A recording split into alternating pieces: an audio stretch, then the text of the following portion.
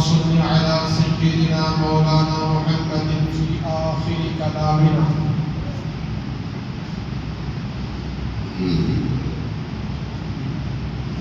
بزرگان محترم، عزیز ساتھیوں، ملت کے عزیز نوجوان، حج کے مبارک مہینے چل رہے ہیں. ہمارا عنوان حج کا مبارک، مقدس، پاکیزہ فریضہ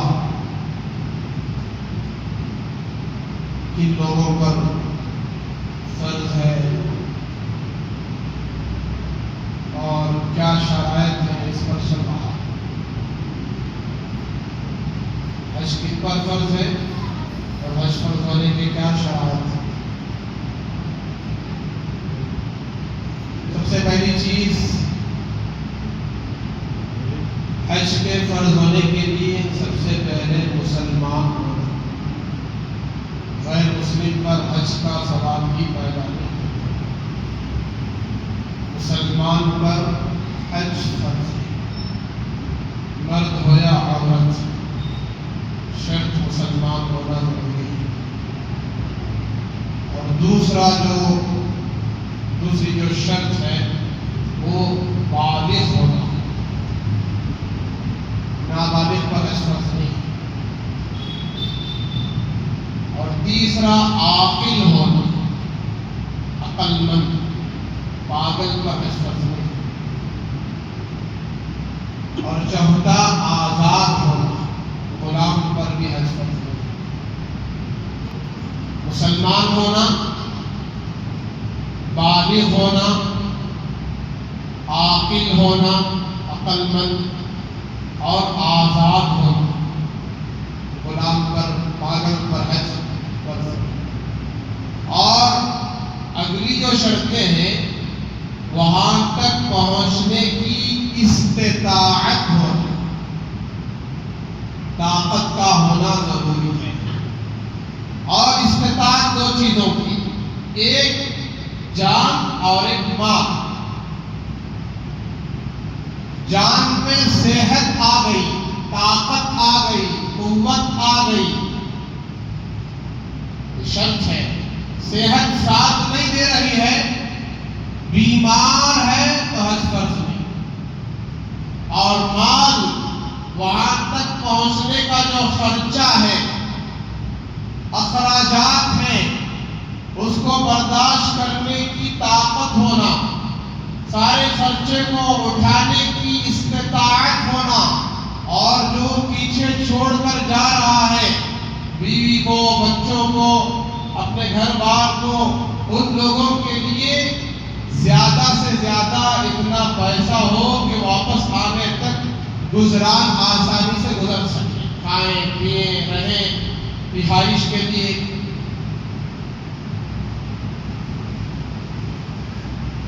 اور راستہ پرامن ہو، یہ بھی شرط ہے. راستہ کیسا ہونا؟ امن والا ہونا. راستہ خطرے والا نہیں ہونا. ڈاکوؤں کا، لٹیروں کا اور قتل و قتال کا ڈر اور خوف ہو تب بھی حج فرض نہیں ہے. جب تک راستہ پرامن نہ ہو جائے اس وقت تک حج فرض نہیں. اتنی ساری شرائط میں نے جو آپ کے سامنے گنوائی. آج تو اللہ کا اتنا بڑا فضل ہے، کرم ہے، سہولیات ہی سہولیات. گزشتہ دوروں میں پیدل چلتے تھے، عام سواریوں پہ جاتے تھے، پہنچتے پہنچتے مہینے گزر جاتے تھے. اب چند گھنٹوں میں اس ملک ہمارے ہندوستان سے عرب پہنچنے میں چند گھنٹے کی ضرورت ہے. 6-7 گھنٹے میں جدہ پہنچ جاتے ہیں. اللہ نے اتنی سہولت عطا فرما دی ہوائی جہاز کے ذریعے، تو راستہ پرامن بھی ہے، خطرے سے خالی ہے. الغرض میرے بزرگوں، حج ایک ایسی عبادت ہے جس میں جان بھی اور مال بھی دونوں کو لگانا پڑتا ہے. میں صرف مال لگتا ہے، کسی میں صرف جان لگتی ہے۔ اسلام کی کچھ عبادتیں ایسی ہیں جس میں کیا لگتا ہے؟ صرف مال، اور کسی میں صرف جان۔ اور حج ایک ایسی عبادت ہے جس میں جان اور مال دونوں خرچ ہوتے ہیں۔ جانی مالی دونوں عبادتیں، جانی قربانی، مالی قربانی۔ اور آگے فرمایا کہ حج مخصوص زمانے میں، مخصوص اوقات میں، مخصوص زمانے میں، مخصوص اوقات میں، مخصوص مقام اور جگہ میں ادا کیا جاتا ہے۔ مخصوص زمانہ، مخصوص اوقات، مخصوص ایام، دن اور مخصوص جگہ۔ حج کے لیے مہینہ طے ہے، حج کے لیے تاریخیں طے ہیں، حج کے لیے زمانہ طے ہے، کس زمانے میں حج کرنا ہے، موسم کیا ہے حج کا، اور حج کی جگہ کون سی ہے۔ باقی عبادتیں، نماز، روزہ، زکوٰۃ، آپ دنیا کے کسی بھی کونے میں رہ کر، دنیا کے کسی بھی ملک میں رہ کر آپ نمازی بن سکتے ہیں، آپ روزے دار بن سکتے ہیں، آپ زکوٰۃ ادا کر سکتے ہیں، مستحقین تک دے سکتے ہیں۔ لیکن حج ایک ایسی عبادت ہے کہ اس حج کے مقدس مقامات تک جانا پڑے گا۔ کوئی بندہ اپنے ہی ملک میں رہ کر حج کے 5 دنوں میں حج کے سارے ارکان ادا کر رہا ہے، بعض جگہوں کو متعین کر رہا ہے، یہ عرفات کا مقام رکھتا ہے، یہ مزدلفہ کا مقام رکھتا ہے، یہ مینا کا مقام رکھتا ہے۔ نعوذ باللہ کسی نے کعبے جیسا گھر بنا لیا، مسجد کی طرح، خانہ کعبہ کی طرح دیوار چاروں طرف کھڑا کر دیا اور طواف کر رہا ہے، اس کا حج ادا ہو جائے گا؟ قیامت کی صبح تک اس کا ایک رکن بھی ادا نہیں ہوگا۔ تو سمجھ میں آیا؟ حج کب کرنا؟ حج کے مہینے میں۔ کون سا مہینہ؟ ذی الحجہ، ذی الحج، یہ مہینہ ہے۔ اور حج کے مہینے میں بھی تاریخیں متعین ہیں۔ حج کے 5 دن، 8 تاریخ حج کی، 9 تاریخ، 10 تاریخ، 11 تاریخ، 12 تاریخ، یہ 5 دن۔ پہلا دن حج کا 8 تاریخ کو، پہلے دن کہاں جانا یہ طے ہے، دوسرے دن کہاں جانا یہ بھی طے ہے، تیسرے دن کہاں آنا یہ بھی طے ہے، پھر چوتھے دن کہاں وقت گزارنا، پھر 5ویں دن۔ تو میں نے گزشتہ عرض کیا تھا، میرے نبی، پاکیزہ نبی، پیارے نبی، کائنات کے امام الانبیاء، سید الانبیاء، ساقی کوثر، شافی محشر، حضرت محمد رسول اللہ صلی اللہ علیہ وسلم کا مقدس مبارک پاکیزہ حج، آپ نے حج کیسے ادا کیا اس کو میں بیان کروں گا۔ میں نے گزشتہ کہا تھا، اللہ کے نبی علیہ السلام کا آپ حج سنیں گے، آپ نے حج کے ارکان کیسے ادا کیے، 8، 9، 10، 11، 12 آپ نے کیا کیا، کہاں گئے، تو آپ کو حج کرنا آسان ہو جائے، حج کے ارکان ادا کرنا آسان ہو جائے۔ ہر مسلمان نیت کرے، حج کے مہینوں میں ہر مسلمان نیت کرے، ہر نماز کے بعد تلبیہ پڑھے، ایک بار کم سے کم، لبیک اللہم لبیک لبیک لا شریک لک لبیک ان الحمد والنعمت لک والملک لا شریک لک۔ یہ ایک مرتبہ اسے تلبیہ کہتے ہیں، یہ حاجی کا ترانہ ہے، جسے گویے کا گانا ہوتا ہے، وہ ایک ہی گانا گاتا ہے، اس کے دل دماغ میں ایک گانا اتر گیا ہے، وہ گانا گاتا رہتا ہے۔ وہ حرام ہے یا حلال ہے آپ جانیں، میں نے تو ممبر سے کہہ دیا حلال ہے کہ حرام ہے، جائز ہے یا ناجائز ہے۔ تو ایسے حاجی کا ترانہ، حاجی کا گانا، وہ کیا ہے؟ تلبیہ، لبیک اللہم لبیک لبیک لا شریک لک لبیک ان الحمد والنعمت لک والملک لا شریک لک۔ اے اللہ میں حاضر ہوں، اے اللہ میں حاضر ہوں، اے اللہ میں حاضر ہوں۔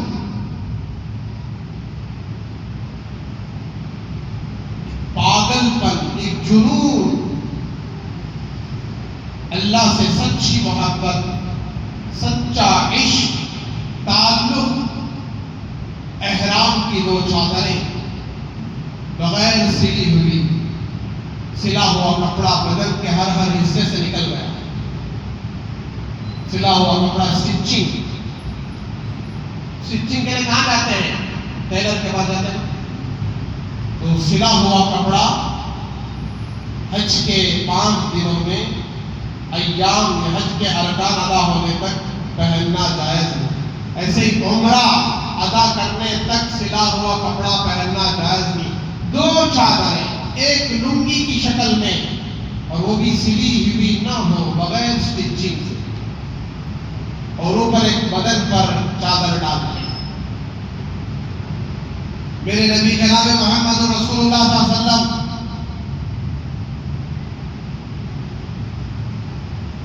ذوالحلیفہ سے نکلے تھے،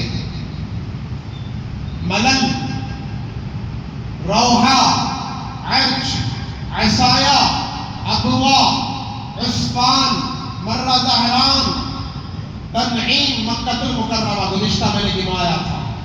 ابوا پہ آپ ٹھہرے، ماں کی قبر کے پاس رات گزاری۔ روحہ میں آپ ٹھہرے، وہاں کنویں سے پانی آپ نے پیا، وہاں 70 نبی حج کے موقع پر ٹھہرے ہوئے تھے اور اس کا پانی پیا تھا، تو بڑا پاکیزہ پانی، شفا کا پانی۔ اس پان پر جب پہنچے تو آپ نے اپنی آنکھوں سے حضرت سیدنا ہود علیہ السلام اور حضرت صالح علیہ السلام کو لبیک کہتے ہوئے حج کے لیے روانہ ہو رہے ہیں، آپ دیکھ رہے ہیں، وہ زمانہ آپ کی آنکھوں کے سامنے تھا۔ پھر آپ مکہ المکرمہ پہنچے، عمرہ ادا فرمایا، آپ نے سنا گزشتہ 7 چکر خانہ کعبہ کے، پھر آپ 2 رکعت طواف کی واجب نماز ادا فرمائی، پھر زمزم پیا، پیتے پیتے اپنے اوپر ڈال لیا، بہت شدید گرمی تھی۔ پھر آپ نے صفا مروہ کی سعی فرمائی، 4 چکر آپ نے پیدل، 3 چکر سواری پر، بعض نے کہا 3 چکر پیدل، 4 چکر اونٹی پر بیٹھ کر کیے۔ اس اونٹی پر بیٹھنے کی وجہ یہ تھی کہ بھیڑ بہت زیادہ تھی، لوگ آپ کو دیکھنا چاہتے تھے، آپ بیٹھ گئے۔ پھر اس کے بعد آپ وادی عقبہ چلے گئے، 4 دن تک نہیں آئے۔ جمعرات کو آپ پہنچے تھے، 1 تاریخ دی، 4 تاریخ کو حج کی، 5، 6، 7، 8 تاریخ، بلکہ اتوار کو پہنچے تھے، 4 تاریخ کو پھر آپ نے احرام باندھا ہے۔ ان 4 دنوں میں آپ نہیں آئے طواف کرنے کے لیے، مکہ نہیں آئے۔ جمعرات کے دن آپ نے احرام باندھا، یہ پہلا دن ہے حج کا، فجر کی نماز آپ نے ادا فرمائی، اشراق کے بعد آپ نے احرام باندھ کر پہلا دن مینا کی طرف چلے۔ کہاں چلے؟ مینا۔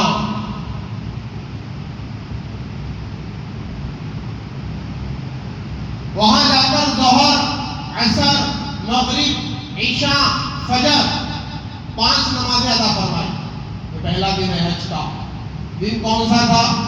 جمعرات. اب دوسرا دن کون سا آ گیا؟ جمعہ کا دن. فجر کی نماز ادا ہونے کے بعد اشراق کے وقت میں آپ وہاں سے نکلے ہیں. دوسرا دن ہے 9 ذی الحجہ. عرفات کے میدان پر آپ تشریف لے گئے. قصبہ اونٹنی پر آپ سوار تھے. آپ عرفات کے میدان تشریف لے گئے. زوال سے پہلے حضرت بلال کو پوچھا، بلال زوال کا وقت ہو گیا تو بتا دینا. آپ نے پوچھا ہو گیا؟ تو کہا کہ یا رسول اللہ ابھی نہیں ہوا. پھر آپ نے تھوڑی دیر بعد پوچھا زوال کا وقت ہو گیا؟ تو حضرت بلال نے کہا جی ہو گیا. عرفات کے میدان کی حاضری، یہ وہ حاضری ہے یہاں پہنچنے کے بعد بھی کوئی حاجی بن سکتا. اگر عرفات کے میدان کو نہ جائے، سارے ارکان ادا کرے، وہ حاجی بھی ہے. عرفات کے میدان کو پہنچ گیا، کچھ وقت اس کا وہاں گزر گیا، 1-2 گھنٹے گزر گئے تو وہ حاجی ہو گیا.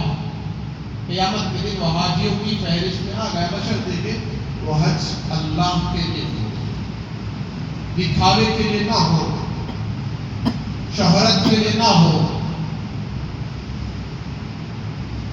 تو آپ نے اونٹنی پر سوار ہو کر خطبہ دیا. تاریخی خطبہ، آپ کی حیات طیبہ کا سب سے بڑا خطبہ اور مختصر خطبہ، سب سے عظیم خطبہ اور سب سے کم وقت میں آپ نے خطبہ کیا، جس نے حقوق اللہ کو کھول کھول کر بیان نہیں کیا، حقوق العباد کو زیادہ بیان کیا.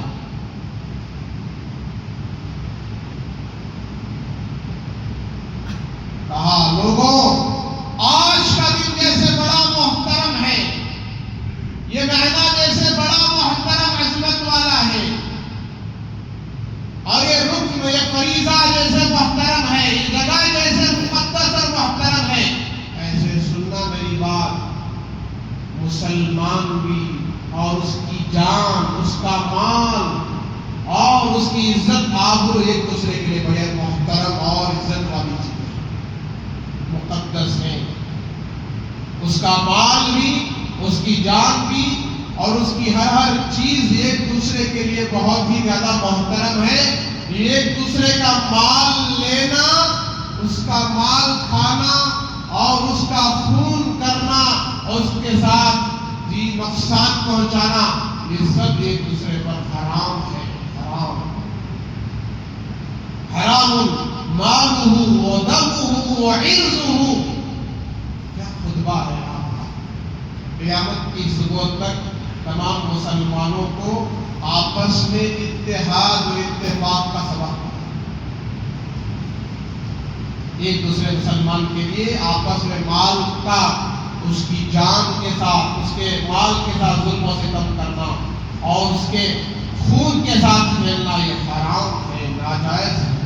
جیسے آج کا دن بڑا محترم، آج یہ مہینہ بڑا محترم، یہ جگہ بڑی محترم، عرفات کا میدان جہاں حضرت سیدنا آدم علیہ السلام اور حوا علیہ السلام کی توبہ قبول ہوئی تھی. کیا قبول ہوئی تھی؟ توبہ قبول ہوئی تھی. پھر آگے کہا آپ نے، لوگوں لا فضل لعربی ولا لعجمی ولا لاسود ولا علی الابیض. لوگوں، نہ عربی کو عجمی پر فضیلت ہے، نہ گورے کو کالے پر فضیلت ہے. عربی عجمی پر فخر نہیں جتا سکتا، عجمی عربی پر فخر نہیں جتا سکتا، گورا کالے پر فخر نہیں جتا سکتا، کالا گورے پر فخر نہیں جتا سکتا، مالدار غریب پر فخر نہیں جتا سکتا، غریب مالدار پر فخر نہیں جتا سکتا، شہری دیہاتی پر، دیہاتی شہری پر. اگر کسی کو کوئی مقام و مرتبہ ملے گا، اس کی عزت اللہ کے نزدیک زیادہ ہوگی اور اس کے اللہ کے نزدیک اس کا مقام بڑھے گا تو وہ بڑھانے والا سبب تقویٰ ہے۔ اللہ سے ڈرو اور اللہ کے نزدیک اونچے ہو جاؤ۔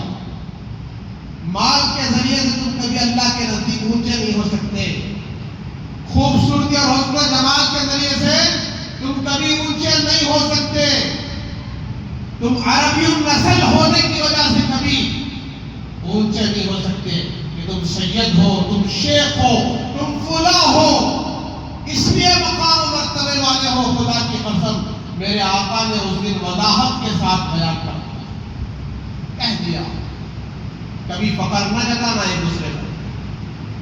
ان اکرمکم عند اللہ اتقاکم، تم میں سب سے زیادہ عزت والا، اکرام والا، مقام والا اللہ کے نزدیک تقوی والا ہے۔ جس کے اندر اتنا زیادہ تقوی ہوگا، پرہیزگاری ہوگی، حرام سے جو جتنا زیادہ بچے گا وہ اتنا زیادہ اللہ کے نزدیک محترم بنے گا، چاہے وہ غریب ہو، چاہے وہ کالا کلوٹا ہو۔ حضرت بلال حبشی، غلام، کالے کلوٹے، غریب، ان کی نسل کا پتہ نہیں، بس صورت، لیکن اگر کوئی حضور کے دور میں حضور کے حکم پر حضور کی موجودگی میں خانہ کعبہ کی چھت پر چڑھ کر اذان دیے ہیں، ہزاروں صحابہ کے درمیان حضرت سیدنا بلال حبشی رضی اللہ تعالیٰ عنہ، وہ تقویٰ تھا، ان کو اس بلندی پر پہنچایا۔ اسلام تقوی کی طرف دیکھتا ہے کہ تمہارے اندر کتنا تقویٰ ہے، کتنی طہارت ہے، کتنی پابندی ہے، تم کتنا گناہوں سے بچتے ہو، یہ تقوی والے بنو۔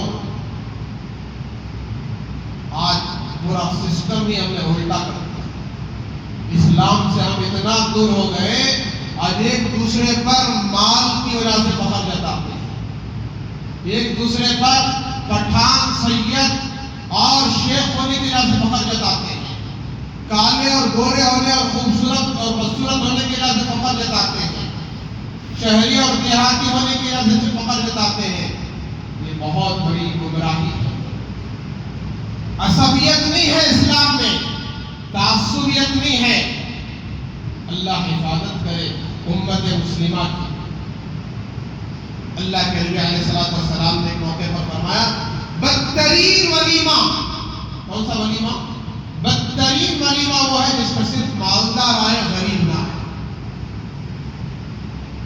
مالداروں یاد رکھ لو، تمہاری شادیوں میں جو ولیمہ ہوتا ہے، اگر اس میں صرف مالدار ہوں، مال والے ہوں، تو وہ ولیمہ تمہارے لیے بدترین ہے۔ اگر اس میں غریب بھی آ رہے ہیں تو وہ ولیمہ تمہارے لیے مبارک ہے۔ چن چھانٹ کر بلایا جاتا ہے، اس کا مقام و مرتبہ دیکھ کر بلایا جاتا ہے، لیکن اسلام نے برابری کس میں رکھنا چاہیے وہ بتا دیا۔ بہرحال تو میرے آقا خطبہ دے رہے ہیں اور کہا فرائض کا اہتمام کرنا، واجبات کا اہتمام کرنا، یہ بیان کیا، اس کی تفصیل نہیں بیان کی۔ نماز، روزہ، زکوٰۃ، زندگی میں ایک مرتبہ حج، یوں ہی آپ نے خلاصے کے طور پر بتایا۔ پھر آگے کہا اپنے ماتحتوں کا، غلاموں کا خیال رکھنا، میرے بعد ایک دوسرے کے خون کے پیاسے نہ بن جانا، میرے بعد لڑائی جھگڑا نہ کرنا۔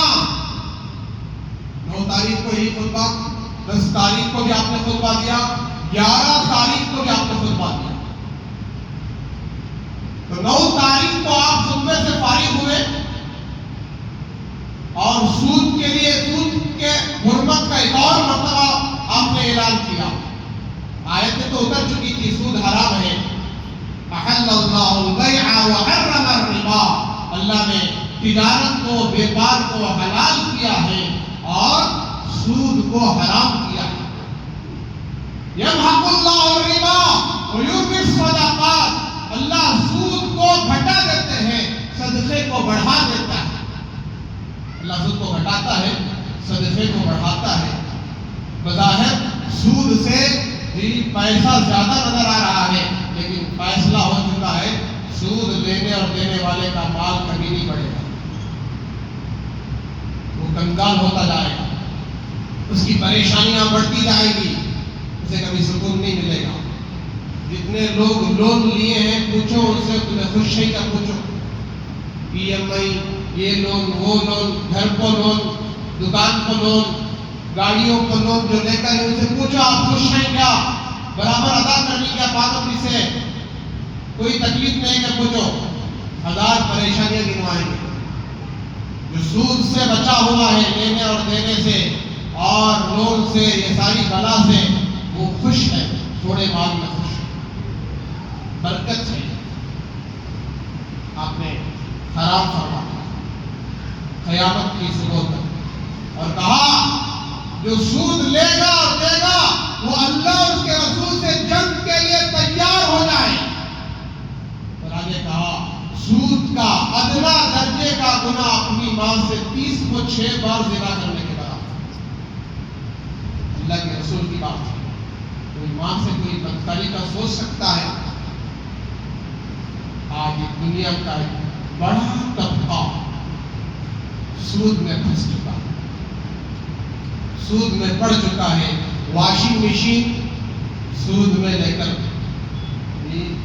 فریج سود کی، ٹی وی سود کی، پہلے حرام ٹی وی اور اس پر سونے کو سہاگا کر دینا، ویسا سود کی ٹی وی، پہلے ٹی وی رکھنا گھر میں کیا حرام ناجائز، اور اوپر سے اور سود کو 36 انچ کی ٹی وی، ہوم تھیٹر، گاڑیاں سود پر لے رہے، مکانات بلڈنگیں سود پر بنا رہے، لون لون لون، اللہ تعالیٰ۔ تو آپ نے حرام فرما دیا۔ بہرحال تو خطبے کے بعد آپ جب زوال کا وقت ہو چکا تھا، ظہر اور عصر اکٹھی ادا فرمائی۔ ظہر کی نماز اذان ہوئی، آپ نے نماز ادا فرمائی، اس کے بعد پھر اقامت دی گئی، عصر کی نماز ادا فرمائی۔ ظہر کا وقت چل رہا ہے، ساتھ میں عصر ادا فرمائیے، صرف حج کے موقع پر اجازت ہے۔ وقت کے شروع ہونے سے پہلے عصر آپ نے جو ادا فرمایا ہے، پھر حج کے موقع پر۔ اور آج بھی حجاج کرام اگر جا رہے ہیں تو ان کو بھی اجازت ہے ظہر اور عصر ساتھ میں پڑھ سکتے ہیں، اور اس بات کی بھی اجازت ہے ظہر کے وقت میں ظہر پڑھے، عصر کے وقت میں عصر پڑھے۔ ضروری نہیں ہے، فرض نہیں ہے کہ ظہر پڑھتے ہی عصر پڑھے، ضروری نہیں ہے، اگر پڑھ لے تو ہو جائے، ورنہ عصر کے وقت میں عصر پڑھے۔ تو میرے آقا ظہر اور عصر پڑھ کر سورج ڈوبنے میں ابھی 5 گھنٹے باقی ہیں، کتنے گھنٹے؟ کوئی نماز نہیں ہے، ظہر بھی پڑھ لیے نا، عصر بھی پڑھ لیے، عرفات کا میدان، اس پہاڑ کے نیچے آپ کھڑے ہو کر، اوپر نہیں چڑھے، بہت سارے لوگ اوپر چڑھ جاتے ہیں، آپ نے آسانیاں پیدا کی، لیکن اتنی سخت گرمی میں حالت احرام میں آپ نے 5 گھنٹے کی دعا امت کے لیے مانگی۔ کتنے گھنٹے کی؟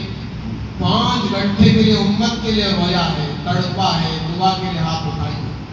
کون سی امت؟ جو نبی کی سنتوں کا جنازہ نکالنے والا، نبی کا چہرہ پسند نہیں ہے، نبی کے چہرے پر جو داڑھی تھی آج کے نوجوان کو، آج کے مسلمان کو پسند نہیں۔ ایک مٹھی داڑھی نہیں رکھ سکتے تو تم جنگ میں جا کر گردن کیا کٹا سکتے ہو؟ کیا قربانی دے سکتے ہو؟ تمہارے چہرے پر ایک مٹھی داڑھی نہیں آ سکی، تم میں سے کسی کی عمر 50 ہو گئی، کسی کی 60 ہو گئی، رکھتے ہو تو فیشن والی داڑھی رکھتے ہو، وہ داڑھی نہیں ہے۔ ایک مٹھی جب تک نہیں رکھو گے اللہ کے دربار میں وہ داڑھی قبول نہیں ہے۔ مجھے حق بولنا ہے، کل قیامت کے دن کی پکڑ سے مجھے بچنا ہے، کہیں تم میرا گریبان نہ پکڑو۔ قیامت کے دن تم کو منبر پر بٹھایا گیا تھا، حق کیوں نہیں بولے، سچ کیوں نہیں بولے، شریعت کیوں نہیں سنایا؟ میرے پاکیزہ نبی نے، عظمت والے نبی نے 5 گھنٹے کی دعا آپ کیوں اٹھاتے، آدھ گھنٹہ ایسا اٹھاتے اٹھاتے گزر جاتا، 1 گھنٹہ، کبھی آپ ایسے ہاتھ چھوڑ دیتے، دعا میں لگے ہیں، پھر آپ ایسے ہاتھ اٹھاتے، پھر چھوڑ دیتے، پھر اٹھاتے چھوڑ دیتے، 5 گھنٹے مسلسل آپ نے دعا کی۔ اور آج کے بڑے بڑے متقی پرہیزگار وہ کہتے ہیں کہ 1 گھنٹے کی دعا کرنا مشکل ہے، اس سخت گرمی میں میرے نبی نے 5 گھنٹے کی دعا کیسے کی؟ تو اب مغرب کا سورج ڈوب گیا، یعنی سورج جب ڈوب گیا، مغرب کا وقت شروع ہو گیا، تو میرے آقا وہاں سے نکلے، اونٹنی پر آپ سوار ہوئے، پیچھے حضرت اسامہ رضی اللہ تعالیٰ عنہ بیٹھے ہیں، آپ نے ان کو بٹھایا، آپ مزدلفہ کی طرف چلنے لگے، چلتے رہے، چلتے راستے میں پھر آپ نے استنجا فرمایا، وضو فرمایا، پھر مزدلفہ پہنچے عشاء کے وقت میں، مغرب کی نماز پہلے ادا فرمائی، پھر عشاء۔ عرفات کے میدان میں مغرب پڑھنے کی اجازت نہیں ہے حاجی کو، چاہے نماز قضا ہو جائے۔ مغرب کہاں پڑھنا جا کر؟ مزدلفہ۔ اب مزدلفہ میں جا کر آپ نے مغرب اور عشاء ادا فرمائی، سنت پڑھے نہیں پڑھے، وتر نہیں پڑھے یا نہیں پڑھے، یہ بات روایتوں میں نہیں ملتی، آپ سو گئے۔ ایک بات، مسئلہ، مسافر کے لیے 4 رکعت والی نماز 2 رکعت، جتنی بھی 4 رکعت والی نمازیں ہیں، ظہر، عصر، عشاء، یہ سب 2 رکعت۔ فجر 2 رکعت ہے، وہ تو 2 ہی پڑھنا ہے۔ مغرب 3 رکعت ہے، وہ 3 ہی پڑھنا ہے، اس پہ کبھی نہیں کریں گے۔ بقیہ جو 4 رکعت والی نمازیں ہیں، کتنے پڑھنا؟ 2 رکعت۔ کہاں پڑھنا؟ سفر میں۔ تو میرے آقا عشاء پڑھے، سنت پڑھے یا نہیں پڑھے یہ بھی نہیں معلوم، اور وتر کی ثبوت تو، وتر کی روایت تو ملتی نہیں، ہو سکتا پڑھے ہوں گے، بالکل انکار نہیں ہے، لیکن امت کو آسانی اور سہولت دینے کے لیے آپ عشاء پڑھ کر آپ سو گئے۔ اس رات تہجد بھی آپ نہیں پڑھے، اب سیدھے اذان سے پہلے اذان پر اٹھے ہیں، فجر کی نماز ادا فرمائی۔ 10 ذی الحجہ شروع ہو گیا ہے، فجر کی نماز کے بعد پھر واپس آپ پہلے دن کہاں گئے تھے؟ مینا، تو واپس مینا کی طرف آئے، مینا، عرفات کا میدان، مزدلفہ، پھر 10 ذی الحجہ کو واپس کہاں؟ مینا چلے گئے۔ وہ 10 ذی الحجہ جو ہم بقرعید، عید الاضحیٰ کی نماز پڑھتے ہیں، تو آپ تشریف لائے اور وہاں آپ نے قربانی دی۔ کیا کی بھائی؟ قربانی۔ آپ کے پاس 100 اونٹ تھے، 100 تقریباً، تو آپ نے اس میں سے 63 اونٹ ذبح کیے اپنے ہاتھوں سے۔ 5 اونٹوں کو آگے کرتے، آپ ذبح کرتے چلے جاتے۔ آپ نے دیکھا کہ جب اونٹوں کو آپ آگے کر رہے ہیں تو اونٹوں میں ایک جنگ، ایک لڑائی مچی ہوئی ہے۔ ہر اونٹ چاہتا ہے کہ میں پہلے اللہ کے رسول کے ہاتھوں ذبح ہو جاؤں، قربان ہو جاؤں۔ آپ نے 63 اونٹ ذبح کیے اور سارے اونٹوں کی قربانی اپنی اس امت کو، جو امت قربانی دے نہیں سکتی، ان کی طرف سے تقریباً 450 حصے بنتے ہیں۔ ایک اونٹ میں 7 حصے، ایک بڑے جانور میں 7 حصے۔ تو آپ نے قربانی دینے کے بعد پھر آپ نے سر کے بال مڈائے، بڑے شیطان کو کنکریاں ماری۔ 2 چھوٹے شیاطین کو پہلے دن کنکر نہیں مارنا چاہیے، 11 اور 12 کو مارنا چاہیے، تینوں شیاطین کو پہلے دن، پھر بڑے شیطان کو رمی جمرات، جمرات عقبہ جی کہتے ہیں، تو اس کو مارنا چاہیے۔ بہرحال تو آپ کے سر کے بال آپ نے مڈائے اور آپ نے ایک بال، 2 بال صحابہ میں تقسیم فرمائے، بڑے خوشبودار، پاکیزہ، نورانی، چمکدار بال۔ آپ کے ناخن آپ نے کاٹے اور اس کو بھی تقسیم کر دیا تبرکاً۔ اس بال کاٹنے والے صحابی کا نام بھی لکھا ہے، حضرت معمر بن عبداللہ رضی اللہ تعالیٰ۔ اور آپ نے ذبح کروانے کے بعد، ذبح کرنے کے اونٹ کا گوشت آپ نے تیار کرنے کو کہا اور اس کو جو ہے پکوایا اور اس کو بانٹا، پھر آپ خود کھائے،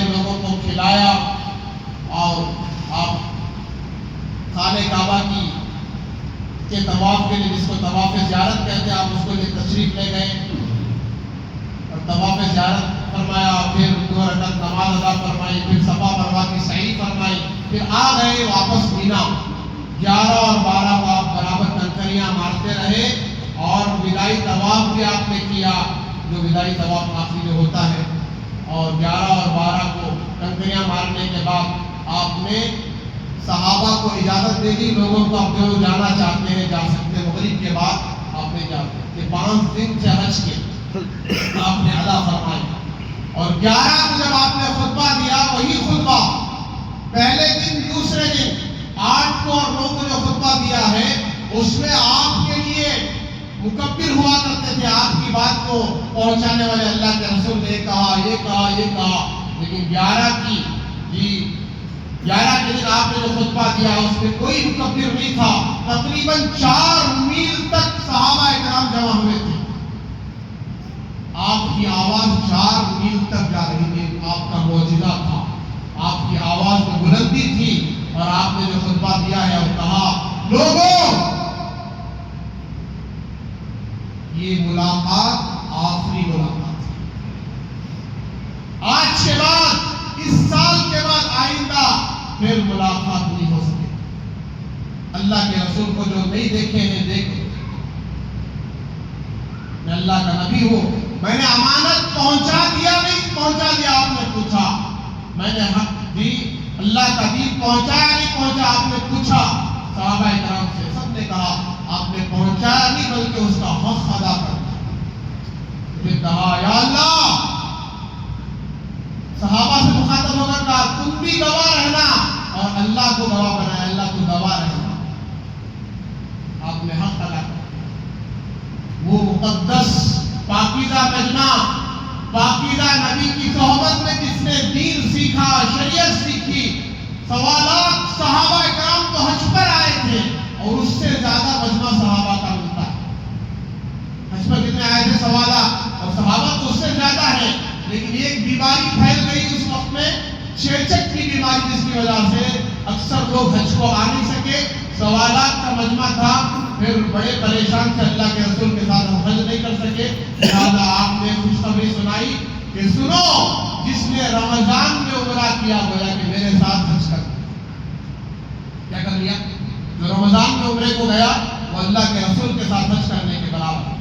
بہرحال آپ نے ساری فضیلتیں بیان کی، اور آپ 13 ذی الحجہ کو، 13 تاریخ کو آپ وہاں سے نکلے اور چلتے رہے 22 ذی الحجہ کو آپ مدینہ منورہ پہنچے۔ وہ آپ کی حیات طیبہ کا آخری حج تھا۔ پھر آپ اس کے بعد ذی الحجہ کے بعد محرم آیا، سفر آیا، ربیع الاول میں آپ کا وصال مبارک ہوا۔ بس 2-3 ماہ آپ دنیا میں تشریف فرما تھے۔ ایک سورت اتری، سورۃ النصر، وہ آخری سورت تھی جس میں یہ خوشخبری آپ کو سنائی گئی، اذا جاء نصر اللہ والفتح وَرَأَيْتَ النَّاسَ يَدْخُلُونَ فِي دِينِ اللَّهِ أَفْوَاجًا فَسَبِّحْ بِحَمْدِ رَبِّكَ وَاسْتَغْفِرْ إِنَّهُ كَانَ تَوَّابًا، کہ فتح مکہ کی خوشخبری، اسلام کی طرف جو لوگ آنے لگے، جو 313 تھے وہ سوالات میں بدل گئے، اس سے زیادہ میں بدل گئے، صحابہ صحابیات 2 لاکھ سے زیادہ۔ پھر فتح مکہ کی خوشخبری، ملکوں کے فتح ہونے کی خوشخبری، پھر آگے اللہ کے نبی علیہ السلام سے اشارہ کیا گیا، اے نبی جی آپ اپنی ذمہ داری جب پورا کر دیے ہیں، تو آپ جو ہے ذمہ داری کے ادا کرنے میں جو کمی کوتاہی آپ سے جو ہوئی ہے، وہ اللہ کی شان ہے، اللہ ہی کہہ سکتے ہیں، اور کوئی امتی نہیں کہہ سکتا حضور نے کمی کی ہے بات پہنچانے میں۔ بہرحال تو استغفار کرنے کی ترغیب اور اللہ کی تسبیح و تحمید بیان کرنے کی ترغیب اللہ اس صورت میں دے رہے ہیں۔ اس کا مطلب یہ ہے کام پورا ہو گیا، نبی کو واپسی کا بھی اعلان کیا جا رہا ہے۔ نبی جب آپ واپس آنے کی تیاری کریں اپنے رب کی طرف، آپ کی حیات طیبہ دنیا کی ختم ہونے جا رہی ہے، آپ 63 سال دنیا میں آپ رہے، پھر اس کے بعد آپ دنیا سے تشریف لے گئے۔ اس صورت میں یہ خوشخبری، لیکن صحابہ کرام سب خوش ہو رہے ہیں، ایک ہستی حضرت سیدنا ابوبکر صدیق رو رہے ہیں، اور ایک صحابی حضرت عبداللہ ابن عباس رو رہے ہیں۔ کہ اس میں نبی کی وفات کی خبر سنائی جاتی. بہرحال میرے بزرگ نبی کا حج مختصر میں نے آپ کے سامنے سنایا. حج کے ذریعے سے جو انقلاب عالم میں آتا ہے، اللہ اکبر کبیرہ، پورے عالم میں مسلمانوں کی زندگی کی تبدیلی اور اصلاح کا سبب ہے حج. اگر حج غلط طریقے سے ادا ہوگا، ارکان صحیح نہیں ادا ہوں گے، غفلت کے ساتھ ادا ہوگا، تو پھر اس کا اثر بھی پورے عالم پر پڑے. کسی زمانے میں سنا ہے کہ 6 لاکھ حاجی حج کرنے گئے تھے، بہت پہلے کی بات ہے، لیکن 2 فرشتوں کو خواب میں کسی اللہ والے نے دیکھا، ایک دوسرے میں بحث ہو رہی ہے. پوچھا جا رہا کہ کتنے لاکھ آئے ہیں؟ کہا 6 لاکھ. کتنے حاجیوں کا حج قبول ہوا؟ کہا کہ 6 حاجیوں کا حج قبول ہوا. کتنے حاجیوں کا؟ ویڈیوگرافی کا زمانہ نہیں، فوٹو تصویر کا زمانہ نہیں، سیلفی کا زمانہ نہیں، میوزک کا زمانہ نہیں ہے، گناہ کا زمانہ نہیں، تقوی کا زمانہ ہے. ایسے دور میں 6 لاکھ حاجیوں میں 6 کا حج قبول ہو رہا ہے. یہ دور کیسا دور ہے؟ جگہ جگہ ویڈیو تصویر. اب یہ قانون بن گیا ہے، اگر ویڈیو بناتے ہو، تصویر پکڑتے ہو، سعودی کے 10,000 ریال جرمانے کے طور پر دینا پڑے گا. کتنے ہزار؟ 2 لاکھ سے زیادہ رقم جو ہے بنتی ہے. اتنے پیسے جرم ہے اگر کوئی کیا کرتے ہیں، ویڈیو پکڑتے ہیں. اور ایسے ہی وہ فنگر پرنٹس ہر جگہ ہے، وہ ضروری ہے. اگر کسی کے فنگر پرنٹ ٹھیک سے نہیں آئے، مہندی وغیرہ لگے ہوں، مستورات وغیرہ، ان کو واپس کیا جا رہا ہے. میرا ان ساری چیزوں سے احتیاط کریں، ویڈیوگرافی سے، سیلفی سے. اور حج جو ہے سب سے بڑی چیز توبہ ہے. ہر چیز کی تلافی ہے، لیکن عرفات کے میدان میں جا کر سچی توبہ اگر کسی نے نہیں کی، اس کی تلافی نہیں ہو سکتی. لہٰذا میرے بزرگوں، ہم یہاں رہتے ہوئے حج کی نیت بھی کریں، نمازوں کا اہتمام کریں. کسی بزرگ نے کہا کہ کسی نے پوچھا کہ حضرت کیا حج اتنا مہنگا ہو گیا ہے، کیا کریں؟ تو حضرت نے کہا حج تو بہت مہنگا ہو گیا ہے، لیکن نماز بہت سستی ہے. نماز پڑھو، کیا پڑھ لو؟ 5 وقت کی نماز کی پابندی کر لو. کہ حج اگر مہنگا ہو گیا ہے تو نماز تو بہت سستی ہے، نمازوں کا اہتمام کرو. لہٰذا گزارش ہے، درخواست ہے، نمازوں کا خوب اہتمام کریں اور توبہ استغفار کریں، اپنی زندگی بدلنے کی نیت کریں اور ان ایام کا، ان حج کے مہینوں کا احترام کریں. اپنے آپ کو گناہوں سے، ناجائز چیزوں سے، حرام چیزوں سے بچائیں. تقویٰ طہارت اختیار کریں. تلبیہ پڑھتے رہیں ہر نماز کے بعد. انشاءاللہ اللہ کی رات سے امید ہے اللہ ہمیں بھی حج کے لیے قبول فرمائے. اللہ تعالیٰ سے دعا ہے اللہ تبارک و تعالیٰ سنی ہوئی تمام باتوں پر ہم سب کو 100% عمل کرنا آسان فرمائے. اخلاص، استخلاص، استقامت عطا فرمائے.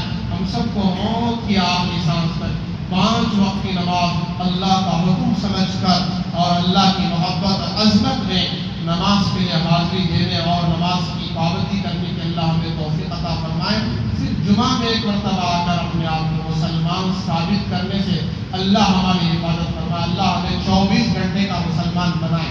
جاتے ہوئے گزارش ہے، اللہ کے گھر کے بہت سارے اخراجات ہیں، آپ حضرات کو اللہ نے موقع دیا ہے. آپ حضرات سے گزارش ہے جاتے ہوئے اللہ کے گھر کو دل کھول کر اس کا تعاون کرتے ہوئے جائے. اللہ تعالیٰ آپ کے دینے کو قبول فرمائے. آپ کی تجارت، کمائی، کاروبار میں اللہ خوب برکت عطا فرمائے. دنیا اور آخرت میں بہترین بدلہ عطا فرمائے. تو